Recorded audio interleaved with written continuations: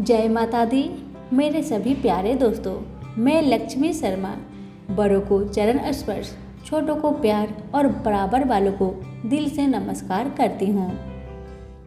आज मैं सुनाऊंगी पूर्णमासी की व्रत कथा। द्वापर युग में एक समय की बात है कि यशोदा जी ने कृष्ण से कहा, हे कृष्णा, तुम सारे संसार के उत्पन्न करता, पोषक तथा उसके संहार करता हो। आज कोई ऐसा व्रत मुझसे कहो जिसके करने से मृत्यु लोक में स्त्रियों को विधवा होने का भय ना रहे तथा यह व्रत मनुष्य की सभी मनोकामना को पूर्ण करने वाला हो। भगवान कृष्ण कहने लगे, हे माता, तुमने अति सुंदर प्रश्न किया है। मैं तुमसे ऐसा ही व्रत को सविस्तार से कहता हूँ। सौभाग्य की प्राप्ति के लिए स्त्रियों को 32 पूर्णमासियों का व्रत करना चाहिए। इस व्रत के करने से स्त्रियों को सौभाग्य संपत्ति मिलती है। यह व्रत अचल सौभाग्य देने वाला एवं भगवान शिव के प्रति मनुष्य मात्रा की भक्ति को बढ़ाने वाला है।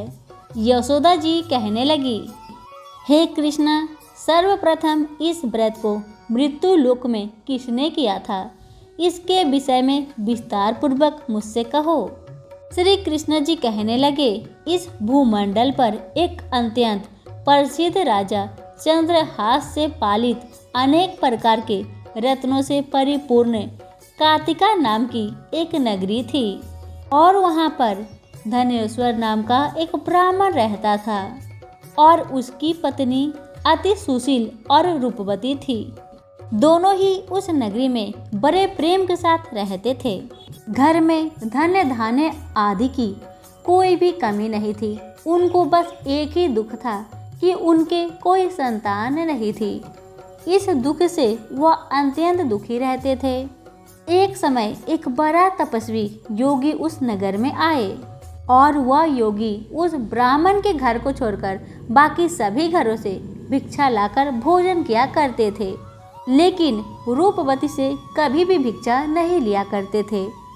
एक दिन की बात है, उस योगी ने रूपवती से भिक्षा न लेकर किसी अन्य के घर से भिक्षा लेकर गंगा किनारे जाकर भिक्षानन को प्रेम पूर्वक खा रहे थे कि धनेश्वर ने योगी का यह सब कार्य किसी प्रकार से देख लिया।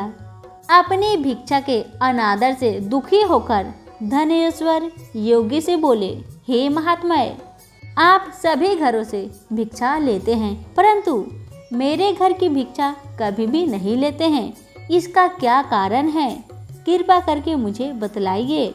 धनेश्वर की बातें सुन योगी कहने लगे कि निसंतान की घर की भीख पातीतों के अन्न के तुल्य होती है और जो पातीतों का अन्न खाता है वह भी पातित हो जाता है। चूँकि तुम निसंतान हो अतः पतित हो जाने के भय से मैं तुम्हारे घर की भिक्षा नहीं लेता हूँ। धनेश्वर यह बात सुनकर अपने मन में बहुत दुखी हुआ और हाथ जोड़कर योगी के पैरों में गिर पड़ा तथा अर्थ भाव से कहने लगा, हे महाराज, यदि ऐसा है तो आप मुझको पुत्र प्राप्ति का उपाय बतलाइए। आप सर्वज्ञ हैं, मुझ पर अवश्य ही कृपा कीजिए। धन की मेरे घर में कोई कमी नहीं है परंतु मैं पुत्र ना होने के कारण अत्यंत दुखी हूँ। आप मेरे इस दुख का हरण करें। आप सामर्थ्यवान हैं। यह सुनकर योगी कहने लगे, हे ब्राह्मण, तुम चंडी की आराधना करो। घर आकर उसने अपनी स्त्री से सब वृत्तांत कह सुनाया और खुद तप निमित्त वन में चला गया। वन में जाकर उसने चंडी की उपासना की और उपासक किया।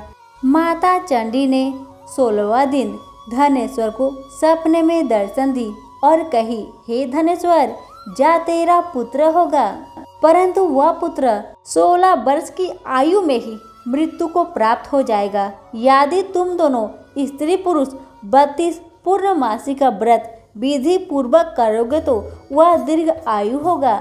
जितनी तुम्हारी सामर्थ्य हो आटे के दिए बनाकर शिव जी का पूजन करना। परंतु पूर्णमासी को 32 जो जाने चाहिए। प्रातःकाल होने पर इस स्थान के समय भी तुम्हें एक आम का वृक्ष दिखाई देगा। उस पर तुम चढ़कर एक फल तोड़कर शीघ्र ही अपने घर चले जाना और अपनी स्त्री को सब वृत्तांत कहना। ऋतु स्नान के पश्चात वह स्वच्छ होकर श्री शंकर जी का ध्यान करके उस फल को खा लेगी। तब शंकर भगवान की कृपा से उसको गर्भ ठहर जाएगा। जब वह ब्राह्मण प्रातःकाल उठा तो उसने उस स्थान के पास ही एक आम का वृक्ष देखा, जिस पर एक अत्यंत सुंदर आम फल लगा हुआ था। उस ब्राह्मण ने उस आम के वृक्ष पर चढ़कर उस फल को तोड़ने का प्रयत्न किया, परंतु वृक्ष पर कई बार प्रयत्न करने पर भी वह न चढ़ पाया।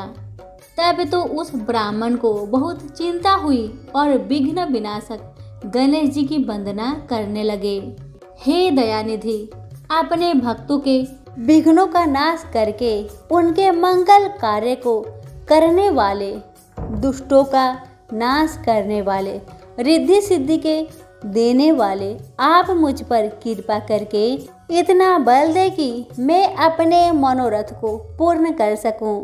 इस प्रकार गणेश जी की प्रार्थना करने पर उनकी कृपा से धनेश्वर वृक्ष पर चढ़ गया और उसने एक अति सुंदर आम का फल देखा। उसने विचार किया कि जो वरदान से फल मिला था वह यही फल है, उसे और कोई फल दिखाई नहीं देता।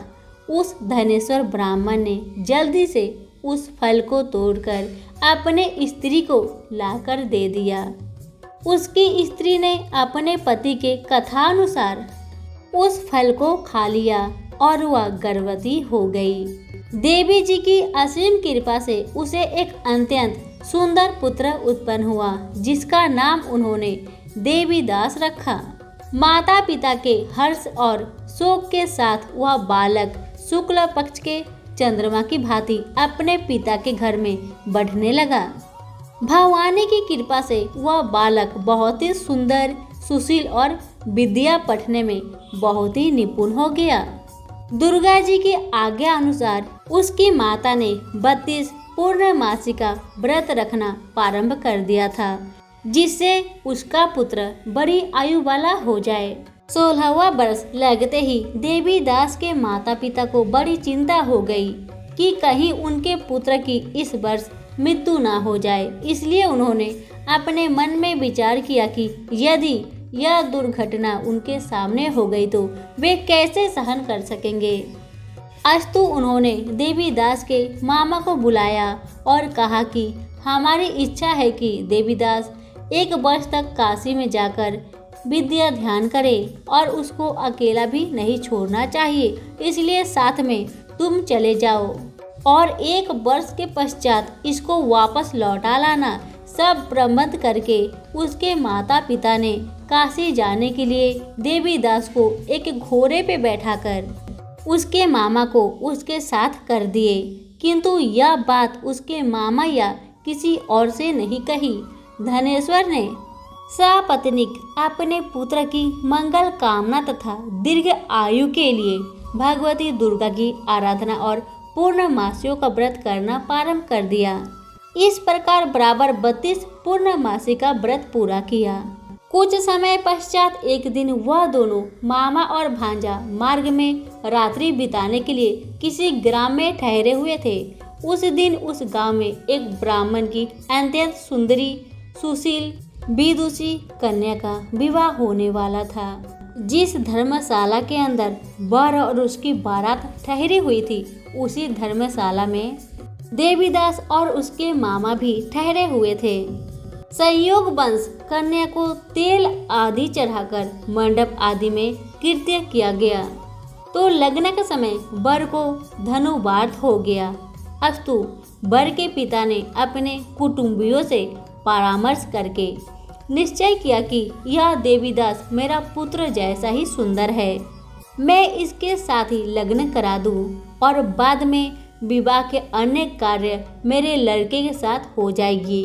ऐसा सोचकर देवीदास ने मामा से जाकर बोला कि तुम थोड़ी देर के लिए अपने भांजे को हमें दे दो, जिससे विवाह के लग्न का सब कृत्य सुचारू रूप से शुरू हो सके। तब उसका मामा कहने लगा कि जो कुछ भी मधुपर्क आदि कन्यादान के समय वर को मिले वह सब हमें दे, तभी ही मेरा भांजा बारात का दूल्हा बन जाएगा, वरना नहीं। यह बात वर के पिता ने स्वीकार कर लेने पर उसने अपना भांजा वर बनने को भेज दिया और उसके साथ सब विवाह के कार्य रात्रि में विधि पूर्वक संपन्न हो गया। पत्नी के साथ वह भोजन न कर सका और अपने मन में सोचने लगा कि न जाने यह किसकी स्त्री होगी।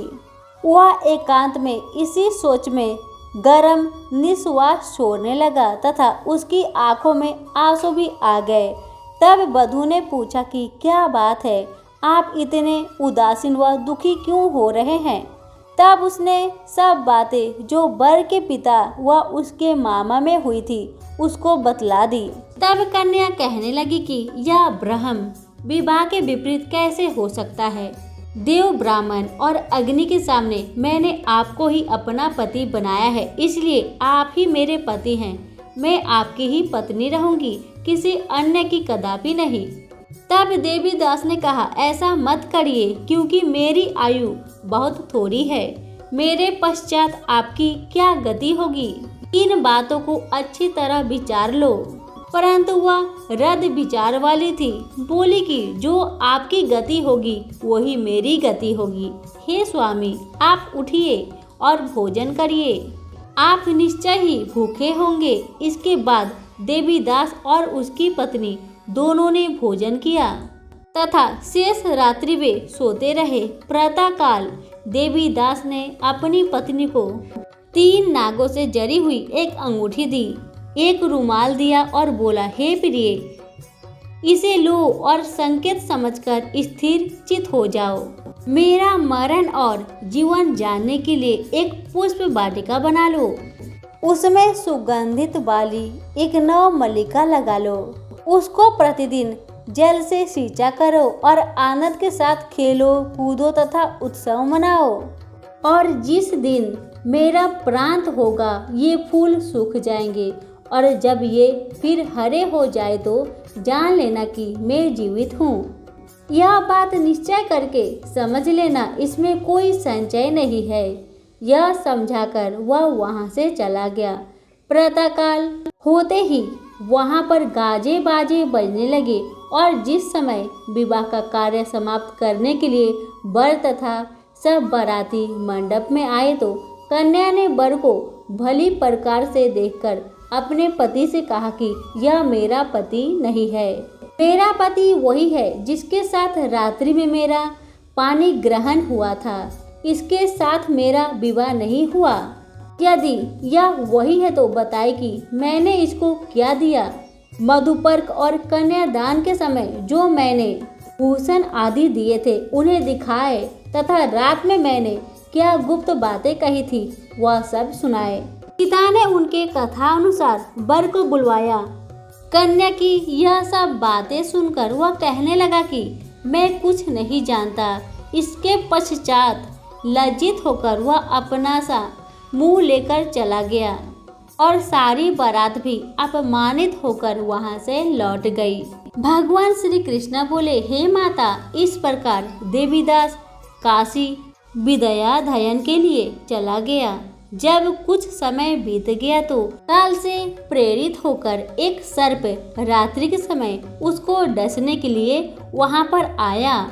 उस विषधर के प्रभाव से उसके शयन का स्थान चारों ओर से विष की ज्वाला से विषैला हो गया, परंतु व्रतराज के प्रभाव से उसको काटने न पाया, क्योंकि पहले ही उसकी माता ने 32 पूर्णिमा का व्रत कर रखा था। इसके बाद मध्य के समय स्वयं काल वहां पर आया और उसके शरीर से अपने प्राणों को निकालने का प्रयत्न करने लगा, जिससे वह मूर्छित होकर पृथ्वी पर गिर पड़ा। भगवान की कृपा से उसी समय पार्वती जी के साथ श्री शंकर जी वहां पर आए। उसको मूर्छित दशा में देखकर पार्वती जी ने भगवान शंकर से प्रार्थना की कि हे महाराज, इस बालक की माता ने पहले 32 पूर्णिमा का व्रत किया था, जिसके प्रभाव से भगवान आप इसको प्राण दान दे। भवानी के कहने पर भक्त वत्सल भगवान श्री शिव जी ने उसको प्राण दान दे दिए। इस व्रत के प्रभाव से काल को भी पीछे हटना पड़ा और देवीदास स्वस्थ होकर बैठ गया। और उधर उसकी स्त्री उसके काल की प्रतीक्षा किया करती थी। जब उसने देखा कि उस पुष्प वाटिका में पत्र पुष्प कुछ भी नहीं रहे, तो उसको अत्यंत आश्चर्य हुआ।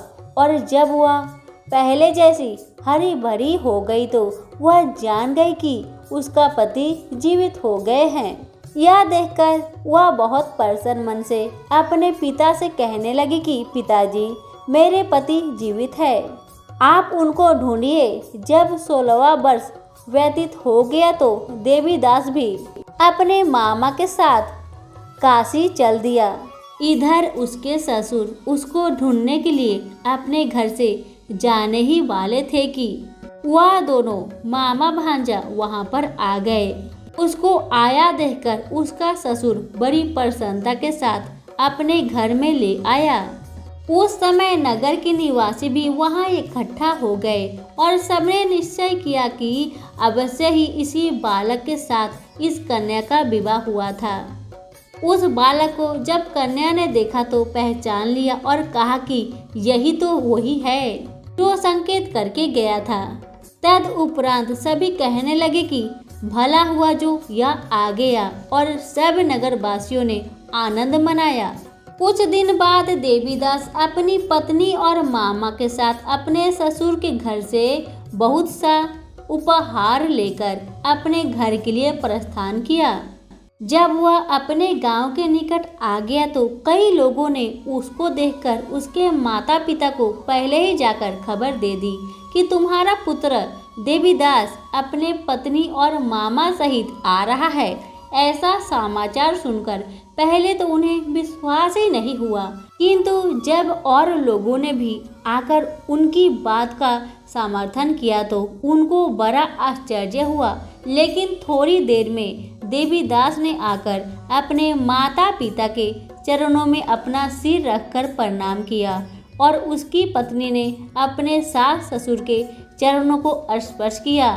तो माता पिता ने अपने पुत्र और पुत्र वधू को अपने हृदय से लगा लिया और दोनों की आंखों में प्रेम भरा आंसू बह चले। अपने पुत्र और पुत्र वधू के आने की खुशी में धनेश्वर ने बड़ा भारी उत्सव किया और ब्राह्मणों को बहुत सी दान दक्षिणा देकर प्रसन्न किया। श्री कृष्ण जी कहने लगे कि इस प्रकार धनेश्वर 32 पूर्णमासियों के व्रत के प्रभाव से पुत्रवान हो गई। जो भी स्त्रियां इस व्रत को करती है वे जन्म जन्मांतर में वैधव का दुख नहीं भोगती और सदैव सौभाग्यवती रहती है। यह मेरा वचन है, इसमें कोई भी संदेह नहीं है। यह व्रत पुत्रों पौत्रों को देने वाला तथा संपूर्ण मनोकामना को पूर्ण करने वाला है। 32 पूर्णमासियों के व्रत करने से व्रती की सभी इच्छाएं भगवान शिव जी की कृपा से पूर्ण होती है। सभी प्रेम से बोले शिव शंकर भोलेनाथ की जय हो। हमारी आज की पूर्णमासी की कथा यहीं पर समाप्त होती है। कथा पसंद आने पर लाइक शेयर जरूर कीजिए। धन्यवाद।